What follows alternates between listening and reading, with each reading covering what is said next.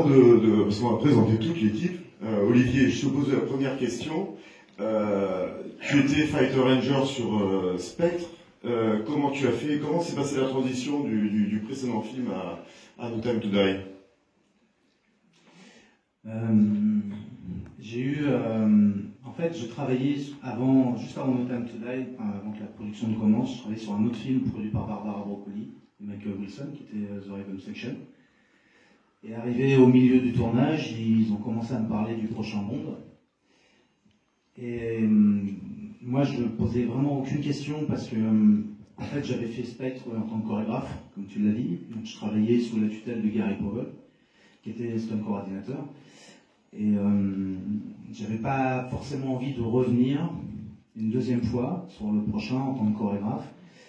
Même si, enfin voilà, j'ai énormément de respect pour Gary, mais j'avais envie un petit peu moi d'évoluer aussi, de ne pas être forcément sous la direction d'un stunt coordinateur, vu que je l'avais déjà fait, mais je voulais moi être en charge. Donc pour moi, mon parcours de Bond allait s'arrêter là, quoi. Et parce que pensant que Gary Powell allait faire le dernier. Or apparemment, il s'est avéré qu'ils en avaient décidé autrement, que ce soit Daniel, que ce soit Barbara, et que aussi Gary avait évolué en tant que Second Unit Director. Donc lui aussi maintenant commençait à réaliser des séquences d'action. Donc effectivement, ils m'ont proposé à ce moment-là de me dire on aimerait que tu sois superviseur des cascades sur le prochain. Et c'était un vrai... J'étais vraiment surpris parce que je ne m'attendais pas à cette proposition-là. Donc du coup, j'ai pu ramener toute la team une deuxième fois et upgrader un peu tout le monde. Moi j'avais été upgradé à mon niveau et tout le monde a pris aussi du grade sur la suite. Voilà. Mais t'as été surpris ou t'as eu un coup de massue sur la tête exactement? Je sais plus, c'était pas énorme tout d'un coup comme poste à occuper. Oui, là c'était les deux, c'est très agréablement surpris et après on réalise ce que ça veut dire aussi, parce que j'en avais fait un, j'avais vu ce que Gary avait fait, j'ai compris la responsabilité que ça voulait dire, d'être à la tête d'une franchise comme ça, et la masse de travail que ça représente. Donc oui, il y a un deuxième effet après, on se dit, il va falloir assurer quoi. Voilà. L'idée de superviser aussi des cascades mécaniques, vous qui êtes plutôt dans le combat le physique, ça t'a pas impressionné? Je sais que tu avais Lee Morrison pour te seconder là-dessus, mais ça t'a pas du tout intimidé? Non, parce que j'avais effectivement mon comparse Lee Morrison qui lui vraiment venait du monde mécanique. Il avait fait 5 Bonds depuis Casino Royale, il connaissait très bien Daniel, il connaissait toute l'équipe, donc moi il me rassurait énormément sur ce côté-là, il a amené son expertise. Après, on partageait tous les deux des idées, des concepts, et en gros lui il pouvait me dire ça c'est possible, ça c'est pas possible, ou il amenait après voilà, quelque chose de concret par rapport aux idées que je pouvais avoir.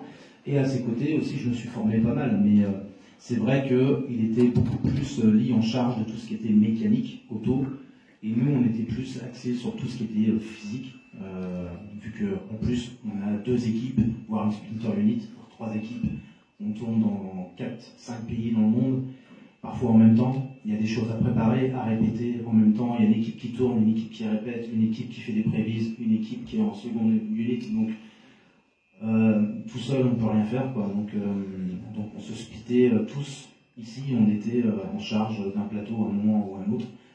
Moi j'étais sur le plateau A, Yves était en deuxième équipe là-bas, quand Patrick était là-bas, et ainsi de suite. Donc on était tous, voilà, encore une fois c'est énormément de travail, quoi.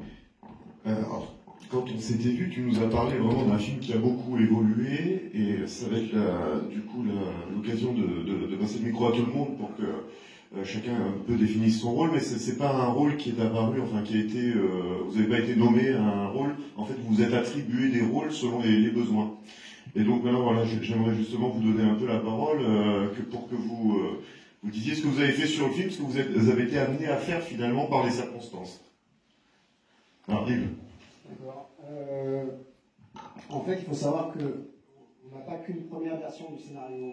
Quand on est sur la première journée, la première semaine en production, on a une version du scénario qu'on sait va évoluer 10, 20, 30 fois. Et avec Harry, ça a été vraiment le cas. Donc, quand on arrive, on a une première version du scénario. Donc, on commence à travailler sur cette base de scénario. Et ensuite, arrivent de nouvelles pages à chaque fois, de nouvelles idées. Nous, on a nos idées par rapport à cette première version du scénario qu'on commence déjà à mettre en forme.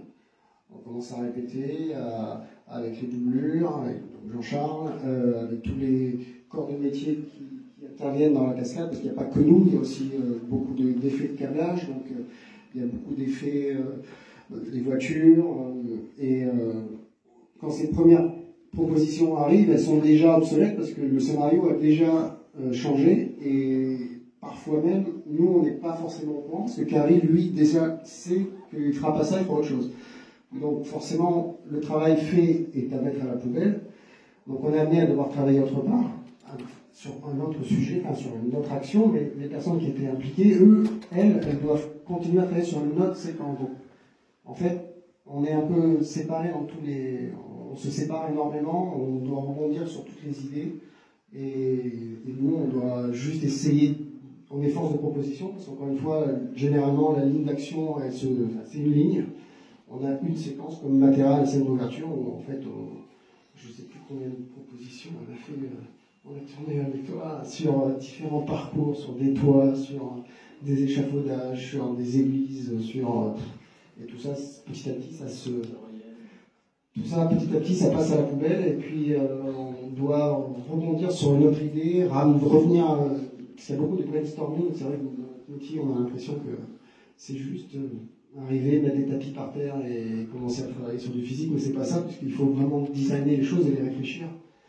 Et donc du coup, on a du mal, même entre nous, d'être tous ensemble et de prendre ce temps de concevoir les choses tous ensemble. On est vraiment, comme dit Olivier était quelque part dans le monde, moi j'étais ailleurs à Pinewood, Patrick répétait aussi pareil, donc voilà. Je sais pas si ça répond à toute la question, en tout cas, une partie. Oui, tout à fait. Ça implique juste une question, c'est tout ce travail de préparation en amont plus le tournage. Au final, vous travaillez combien de temps sur ce film? En tout, ça a fait 10 mois. 10 mois. Il y a eu 4 mois de répète, 4-5 mois de répète, 4-5 mois de tournage. On est reparti en tournage, on est reparti en répète, on était encore en tournage. Ouais, ça fait pas. D'accord. Et Janvier à fin octobre. Jean-Charles, tu as un rôle un peu spécial, parce que tu es la doublure principale cascade de Daniel Craig. C'est ça, donc j'étais toujours en main unit en fait, Ouais. donc avec Daniel. En gros, mon taf c'était de préparer tout ce qui allait se passer avec l'équipe, que ce soit à cascade ou avec également tous les autres corps de métier en fait, pour que quand Daniel arrive, tout soit prêt. Soit il me regardait faire, soit il venait, il ne me regardait pas forcément parce qu'il avait déjà lui l'idée de la scène, de comment il allait la tourner, tout ça. Donc voilà, pour moi c'était faire du mimétisme au maximum, préparer en termes d'énergie, tout pour que lui n'ait plus qu'à être bon en fait, voilà. Et que tout soit prêt. Et finalement, tu lui montrais quand même un petit peu le déroulé de la scène avant que Gary lui donne plutôt des instructions de nuances de jeu.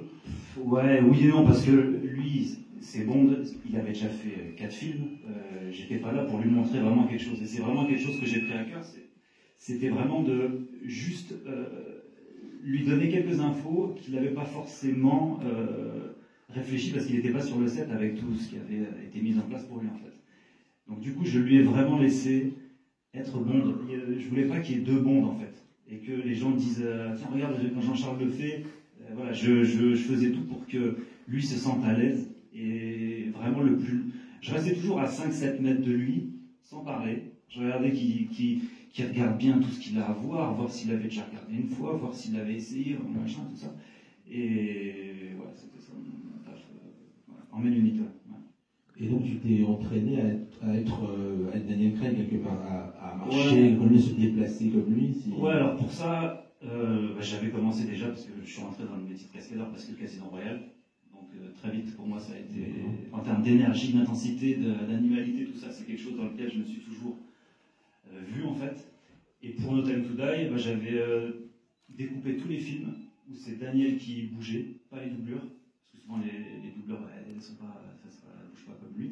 Donc j'avais tout découpé et j'avais fait des montages que j'ai retournés fait un copier-coller des montages jusqu'à ce que j'arrive à bouger de la même manière, le même rythme, la même vitesse, explosivité, la même manière de bouger qu'il a, et la même manière de marcher avec les... J'avais réalisé sur plein de documents des captures d'écran de comment il mettait ses pieds, comment il met ses mains, même les doigts, tout ça, pour que tout soit parfait. En fait, je suis vraiment passé par... j'ai pas été moi pendant 1 an, en fait. C'est-à-dire que quand on est cascadeur, on est acteur aussi, on vit les choses. Et je me suis toujours interdit de les vivre à ma manière. J'ai toujours été dans un carcan, le sien, en fait. C'est sa manière de bouger, c'était que du mimétisme tout le temps. Est-ce que tu devenais Daniel Craig, mais est-ce que tu te sentais James Bond par moment? Non, pas du tout, j'étais dans le taf. Non, pour moi, c'était qu'à l'image, on voit pas la différence, en fait. Et que Daniel ou que les membres de l'équipe cascade ou technique puissent avoir toutes les infos dont elles avaient besoin. Et de me faire tout petit, oui, par rapport à Daniel, ouais, que ça soit... Un moment, une seconde, tu t'es dit, là j'ai non, déjà parce que quand on fait des cascades, c'est dangereux, il y a une prise de risque. Donc, non, j'ai une intensité en moi dont je me sers pour pas me faire mal, mais en tout cas qui me fait monter très vite dans les tours. Et sur ça, je sentais aussi un peu, on va dire, de Bond, mais jamais je me suis dit James Bond. Pour moi, jusqu'au dernier jour de tournage, j'étais dans le travail à répondre aux moindres attentes de n'importe qui, en fait. J'ai jamais profité, je me suis jamais dit non, jamais. Même là, en fait, j'ai toujours pas réalisé. Hein. Peut-être qu'un jour je réaliserai, mais pour l'instant, non, c'est pas... D'accord. Patrick. Depuis voilà, qu'on s'est vu la dernière fois, beaucoup de publications sont parues, on te voit beaucoup avec les actrices. Dominique, Tu réalises Paloma. Donc, alors, définis s'il te plaît ton rôle sur le tournage. Apparemment, c'était beaucoup d'entraîner. J'étais chorégraphe, je faisais la même chose qu'Olivier faisait sur Spectre. Et vu qu'Olivier il a monté de poste, j'ai pris son poste. Et oui, donc on a entraîné tous les acteurs, les actrices. Il y a eu beaucoup d'actrices à entraîner. Et c'était un gros travail en amont, parce qu'il y a beaucoup de gens qui partent de zéro. Des gens la plupart d'Anna de Armas, Lashana, elles n'avaient pas fait de film d'action avant. Donc elles n'avaient pas d'expérience, elles n'avaient pas beaucoup de background. Et c'était à nous de les diriger, les amener, vers ça. C'est pas évident parce que ça peut être impressionnant de se dire on va tourner dans un James Bond, on va faire. Parce que tout de suite on a plein d'images, d'action, des trucs très impressionnants. Et lorsqu'on voit le résultat fini, ça peut décourager ou ça peut. On peut se dire comment on va faire ça. Donc, c'est notre travail d'être le plus pédagogue, de les rassurer, de leur dire qu'il faut bien commencer un jour, et puis de toute façon tout le monde a commencé à faire un pas et puis un autre, et puis nous on les amène petit à petit et on les rassure en leur disant que on l'a déjà fait plusieurs fois avec des gens qui n'ont pas d'expérience et ça se passe très bien, il n'y a pas de raison. Et là sur ce film, tu m'as raconté en fait la théorie de ce que tu fais, mais il n'y a pas eu de difficulté particulière finalement avec l'un ou l'autre avec cet entraînement? Non, aucun. Toutes les actrices, tous les acteurs étaient très volontaires, très travailleurs. On a eu Dali qui était vraiment super mec. Les personnes qui ont passé vraiment le plus de temps aux entraînements, c'était Dali et Lashana, parce que je pense qu'ils avaient un peu moins de temps de présence de tournage, et du coup dès qu'ils tournaient pas, ils venaient s'entraîner parce qu'ils voulaient bien faire. Ils voulaient vraiment que ce soit parfait, ils voulaient que ce soit crédible. Et non, aucune difficulté avec eux. Nous, j'allais dire, la majeure difficulté qu'on a eue, c'est en effet les changements de scénario sans cesse. Parce que, comme disait Yves, Olivier, c'est que ça représente, n'importe quelle action représente beaucoup de préparation pour être justement prêt et qu'il n'y ait pas de danger, et que ce soit crédible et tout ça. Et nous, on a toujours une hantise, c'est d'arriver et que ce ne soit pas prêt. Et vu que ça change en permanence tout le temps, nous, on courait après le train. Et pour nous, parce qu'il fallait qu'on redesign les choses, il fallait qu'on recalibre les choses en fonction du scénario, et après les acteurs aussi, on leur apprenait une version un jour, le lendemain, il fallait désapprendre, réapprendre autre chose. La difficulté était là en fait.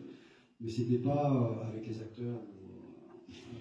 Et du coup, vous aviez toujours une petite crainte de sécurité puisque vous réapprenez finalement ces chorégraphies un peu au dernier moment. Toujours, mais même dans toutes les actions, je pense que la crainte toujours, c'est que voilà, qu'il y ait un problème, un accident, qu'on ne soit pas assez près.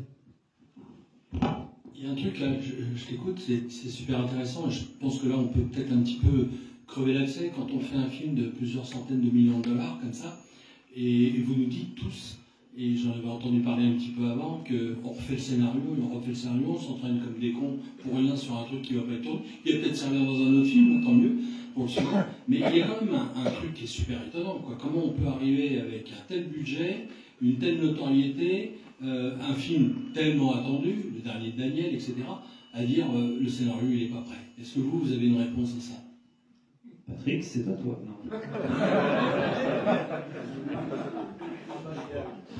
C'est ça l'esprit d'équipe. Bon, je vais y aller. Merci Luc. Non, enfin, je pense que vous, fans de Bond, vous connaissez déjà un petit peu l'historique. Au départ, c'était Danny Boyle qui devait faire le film. J'avais rencontré Danny Boyle au mois de décembre, pour la petite anecdote, il y a 3 ans maintenant, et en fait, ça n'a pas fonctionné avec son scénariste qui était John Hodge, je crois, et Barbara Broccoli et Michael Wilson, n'étaient pas contents du scénario. On voulu changer de scénariste, et à partir de ce moment-là, Danny Boyle a dit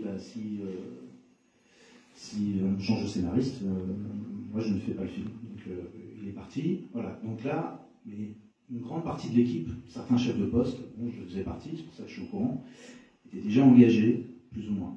Donc ils voulaient bloquer, ils ne voulaient pas, et la production du film avait déjà commencé, la pré-production. Et Barbara Broccoli et Michael Wilson ont décidé de ne pas arrêter la production du film, mais de la geler en fait, et de se mettre à la recherche d'un réalisateur.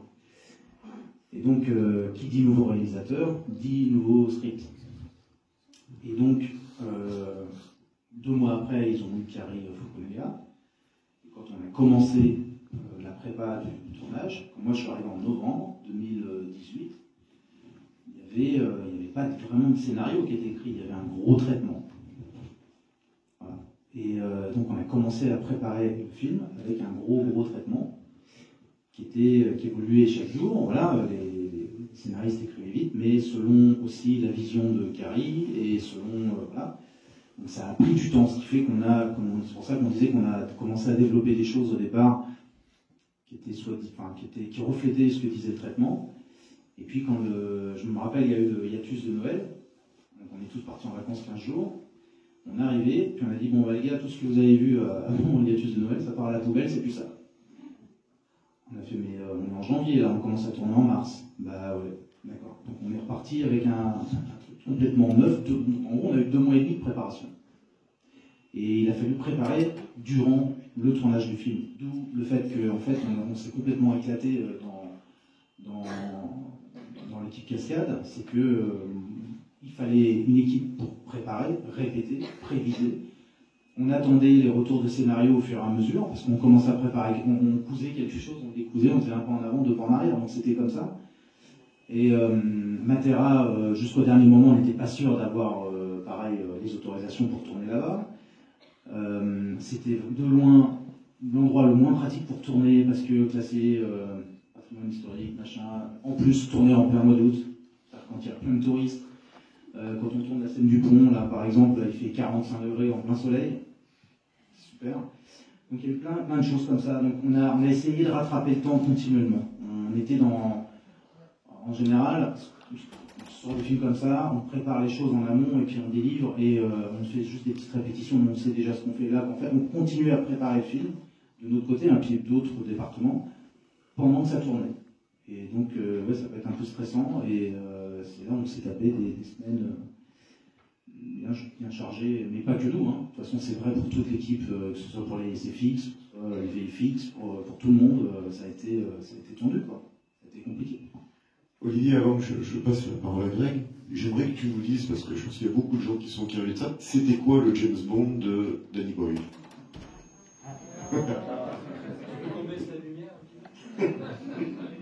C'était un autre James Bond. J'ai eu la chance de lire le scénario. Mais c'était autre chose. C'était l'univers de Danny Boyle, on ne peut pas comparer. Je peux pas dire. En plus, encore une fois, il avait raison pour citer ce que disaient nos amis tout à l'heure. Un James Bond, ça prend vraiment vie sur le plateau. Donc, de ce que je lisais dans le scénario, c'est vrai, me donnait très envie. Mais c'était un James Bond de Danny Boyle, donc il y avait sa patte à lui. Est-ce que les fans aujourd'hui auraient aimé un James Bond à la Danny Boyle? J'en sais rien. En tout cas, je me rappelle, voilà, juste la scène d'introduction, c'était durant l'événement Le Burning Man. Il y avait une scène hallucinante qui se passait durant cet événement-là, qui se terminait un peu à la Mad Max. C'était assez hallucinant. Il y avait des séquences vraiment bluffantes. Je pense qu'on serait régalé à les tourner. J'étais très excité en plus moi à l'idée de travailler avec Danny Boyle, mais c'était autre chose. Il y avait peut-être moins ce côté beaucoup plus personnel qu'on a dans celui-là, sur l'aspect de James Bond qui devient un père, voilà, avec Madeleine, l'aspect familial, l'aspect paternel, tout ça était beaucoup moins présent dans l'univers de Danny Boyle. Alors je ne sais pas si c'est ça qui a fait que, mais oui, ça aurait été autre chose. Voilà. Grégory, quel était ton rôle sur le film? Alors, moi je m'occupais de tous les combats avec Patrick. J'étais là pour assister Patrick. Donc c'était proposer, prévoir un petit peu les différentes actions. C'est vrai qu'on passait par différentes phases. C'est entraîner les comédiens et les comédiennes, leur expliquer en fait ce qu'il faut faire et ce qu'elles vont avoir besoin de comprendre pour réaliser certaines choses. Quand on est un expert en 0-0 ou quand on est une personne qui n'a jamais tenu une arme, on ne va pas agir de la même façon. Et toute la difficulté, elle est là en fait. C'est-à-dire pour les experts, c'est des années de pratique qu'il va y avoir, à la fois de maniement d'armes, de déplacement, de prise de conscience, de comprendre les distances avec les personnes quand on va se battre ou quoi. Et en fait, là, c'est leur apprendre comment être le plus vrai possible, le plus réaliste, sans blesser la personne qui est en face, sans créer l'accident. Et la difficulté, elle est là, c'est-à-dire que, étant donné qu'on n'avait pas beaucoup de réponses et que les choses changeaient, ça leur demandait un bagage technique à tous qui était gigantesque. Et on n'avait presque pas le temps de leur expliquer, parce que ça leur aurait demandé quasiment autant de pratique que nous tous. On a presque entre 10, 15, 20 ans dans certaines disciplines. Et on fait comme pour un bachotage au baccalauréat, c'est-à-dire que si on fait une chorégraphie, la chorégraphie, on a appris tous les mouvements. Une fois qu'on a la chorégraphie, on ne déroge pas, on change que quelques petites choses pour que ce soit ajusté par rapport à la comédienne ou au comédien, pour que ce soit juste pour eux. Mais en aucun cas, on leur demande de changer du tout au tout. Le fait de changer du tout au tout, ça veut dire connaître toutes les distances, ça veut dire connaître les coups, ça veut dire connaître les axes des caméras et savoir comment taper. Et donc ça demande un travail de titan. Et c'est ce qu'on a essayé de récupérer. À chaque moment, on récupérait ça et on essayait de trouver des solutions. Et donc, notre boulot, c'était moi juste d'aider Patrick dans cette conception, dans cette création des combats, et puis de faire des montages, des prévises, de montrer tout ça et de monter à Olivier, et puis après, il réajustait selon les scénarios. Et on a fait peut-être, je sais pas, 200 versions de chaque chose, je sais pas. Une petite anecdote pour Matera, par exemple, la bagarre qu'il a avec Dali. C'est combien de chorégraphies t'as fait pour ça? Franchement, au départ, ça devait commencer dans une maison, passer à une autre maison, tomber dans la rue, rentrer en moto dans la maison. Machin. On a tout fait. On a proposé plein de trucs, ils ont proposé plein de trucs, et finalement, il n'y a rien de ce qu'on a proposé. Non, j'arrive à Matera 3 jours avant qu'on tourne, et on fait tourner là, et Carrie regarde, il fait on va le faire là. Je dis, mais là, on a tout préparé, tout était machin, calé, répété, préparé. Il faut savoir que notre département, évidemment, travaille avec tous les autres départements. Quand on prépare une scène de combat, on va aller voir la déco, on va aller voir les accessoiristes, on va aller voir tout le monde pour que tout soit prêt. Donc quand on dit c'est plus là, c'est là, t'es à Matera, donc il n'y a pas des magasins d'effets spéciaux et de mousse comme ça, comme tu veux. C'est-à-dire qu'il y a la déco qui commence à se décomposer en disant mais qu'est-ce qu'on fait, et nous, tout ce qu'on a mis là mais ne marche plus. Donc en fait, on a créé la chorégraphie 2 jours avant que Daniel arrive. On s'est adapté là. La chorégraphie qu'il fait avec Dali, c'est 2 jours avant qu'il arrive. Et Daniel arrive, voit ça, on l'a fait avec Jean-Charles, on lui montre, et on dit voilà c'est ça, puis on la tourne en plan séquence en plus. Donc pour un acteur, on veut faire ça la veille, voilà. Sans mousse. Si, on a réussi à faire la mousse. On avait récupéré en fait la mousse de l'autre décor parce que il devait tomber au sol. Donc heureusement le sol correspondait à peu près, donc on avait réussi à avoir de la mousse au sol. Mais toute la bagarre qu'il fait là, c'est lui. De toute façon, il suffit de regarder, ça ne coupe pas. Et c'est lui de A à Z. Il l'a fait, mais il l'a appris la veille. Et d'ailleurs, le jour du tournage, Daniel était un petit peu stressé, un petit peu tendu, chose que je comprends. Parce que à chaque fois, il a tellement un souci de perfectionnisme et de donner le maximum, que là, il avait l'impression que c'était fait à la va-vite. En fait, c'est ça qui l'a déstabilisé, parce qu'on tournait en un plan. Et la petite anecdote, c'est que je lui ai dit, bah, écoute, avec Carré, on va faire une version découpée, et on fait une version en un plan. Et je te garantis, je t'envoie les deux, je fais un petit montage à ordinateur, tu reliras, mais je suis sûr que tu vas préférer la version en un plan. Et il l'a préféré, et c'est celle qui est dans le film en fait. Mais sur le coup, c'est vrai que je comprends que d'arriver la veille en me disant, bah maintenant, voilà, c'est plus là, c'est là, et puis voilà la nouvelle chorégraphie, sur un monde. On pourrait croire qu'on a des semaines et des semaines et des semaines, donc on a travaillé pendant des semaines et des mois quelque chose, pour au final faire autre chose 2 jours avant. Voilà. Et ça, c'est propre au réalisateur, à Fukunaga, parce que Sam Mendes, peut-être pas comme ça. Non, Sam, c'était rien à voir. Effectivement, tout était. À partir du moment où il avait défini quelque chose, il y avait un cadre, il savait ce qu'il voulait, et on allait le faire comme ça. Je pense que Carré, c'est une autre école, qui, lui, il a besoin de vivre le moment présent, de voir sur le moment présent, trouver des idées. Ou pendant la répétition, ou pendant, que ce soit avec ses acteurs, ou il est arrivé sur un décor, il va avoir une idée qui l'inspire plus qu'une autre. Et c'est ça, je pense, qui a été compliqué pour lui, c'est que, vu ce qu'il avait fait comme film avant, qui étaient des films avec des énormes budgets, des films très spectaculaires, des films entre guillemets d'auteur, qui étaient d'ailleurs très bien, il est arrivé subitement sur les machines où tu dois donner un autre métier, une autre manière de faire ton métier de réalisateur. Et je pense qu'il y a eu pour lui un moment où il y a eu ce problème de timing qui, pour lui, ne peut pas se projeter 3 mois en avance et donner des réponses aux gens 3 mois en avance sur un décor, sur une scène d'action. Donc ça crée certainement des tensions au jour le jour, ou c'est gérable? Il y a des tensions. La question que posée, j'ai pas trop. Non, mais de toute façon, il y a toujours des tensions sur un tournage, c'est compliqué, c'est beaucoup de pression, c'est beaucoup de stress. Maintenant, on avait une équipe vraiment fantastique, qui était capable de réagir, qui avait l'habitude. Quelqu'un comme Chris Cobbold, il avait fait 14 bondes, donc ça va, l'équipe peut rebondir, mais quand même. C'est-à-dire qu'à un moment, on se dit, ce que je veux juste dire là, c'est qu'on pense que parce que c'est un film américain, parce qu'on a 250 millions de dollars ou 300, machin, mais c'est pas que Bond, hein, j'en ai fait d'autres où c'est la même chose. On pense qu'on se dit, oh, on a des semaines, des mois de répétition, il y a des moyens qu'on n'a pas en France, et oui, mais ça n'empêche pas qu'on a quand même ce côté, par moment, d'improvisation, d'adaptation, et c'est ce qui fait que faut avoir de l'expérience pour bosser sur des films comme ça, parce que d'un seul coup, quand tu as un réalisateur qui dit je veux plus être là, je veux être là-bas, faut être capable de réagir et de lui donner ce qu'il veut, quoi. Voilà. Et toute l'équipe était capable de le faire.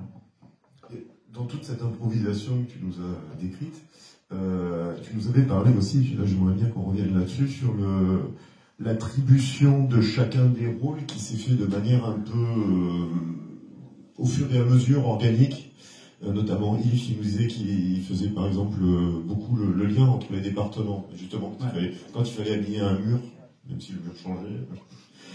Il y a la répartition, déjà l'équipe, voilà, on se connaît depuis 20 ans, Jean-Charles je le connais depuis plus de 15 ans, pareil, et la petite anecdote, c'est vrai que à l'époque où moi j'étais loin de m'imaginer, alors très très loin, que je travaillerais sur un Bond un jour, lui c'était son rêve, il m'avait montré une photo de Casino Royale et je lui avais dit si un jour j'en fais un, je t'appelle en tant que doubleur.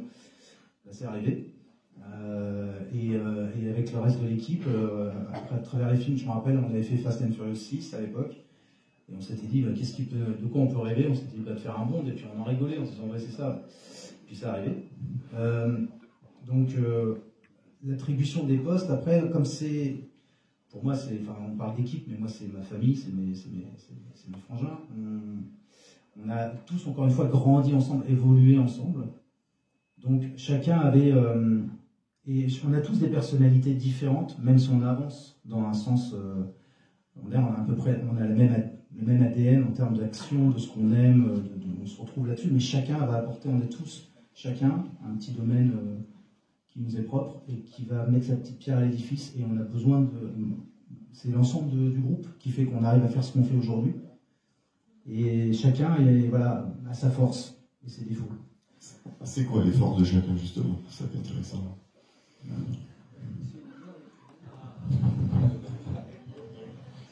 Il n'y a que moi qui parle, allez-y. Hein. Donc c'est quoi les forces de chacun? Les forces de chacun, je pense qu'Olivier, on parle chacun pour soi, parce que on parle des autres, c'est plus facile. Hein.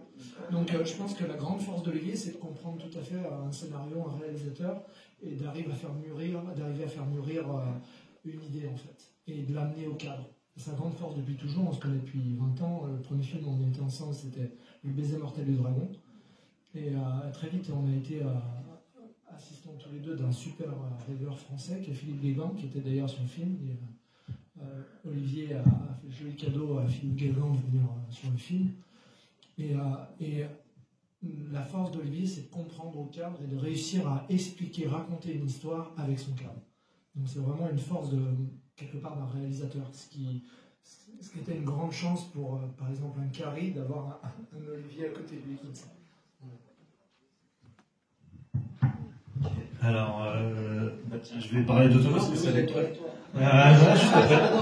Juste après. D'abord, je te complimente. Non, mais avec Patrick, c'est celui avec qui j'ai bossé le plus du coup, parce que les combats, comme on a dit, on les a répétés, échangés. Et c'est quelqu'un qui, humainement, dans le travail, permet à tout le monde de s'exprimer. Et ensuite, c'est lui qui fait les choix et qui décide à la fin d'aller vers telle ou telle idée, quoi. Et du coup, ça amène au projet les énergies de tout le monde, sans ego. Et c'est pour ça que c'était super agréable de bosser avec lui. Un gros respect pour... je t'ai déjà dit. Du coup, je ne vais pas parler de toi, parce que c'est pas juste. Mais merci. Je vais parler d'Yves, parce que... Non, mais je pense que, si je peux résumer un peu la force, c'est pas évident de parler de la force, un peu on se jette des fleurs, mais c'est qu'on est une vraie équipe et on essaye de travailler vraiment main dans la main. Le fait qu'on soit tous français, c'est aussi bien, parce qu'on se retrouve sur des productions étrangères avec une culture différente. Et nous, du coup, on a le même passé, entre guillemets, d'avoir travaillé en France. Ça nous a beaucoup aidé, parce qu'en France, c'est des plus petites productions, donc il y a beaucoup de débrouille. Et ce côté débrouille et d'adaptation, ça nous a servi sur des gros films, je pense.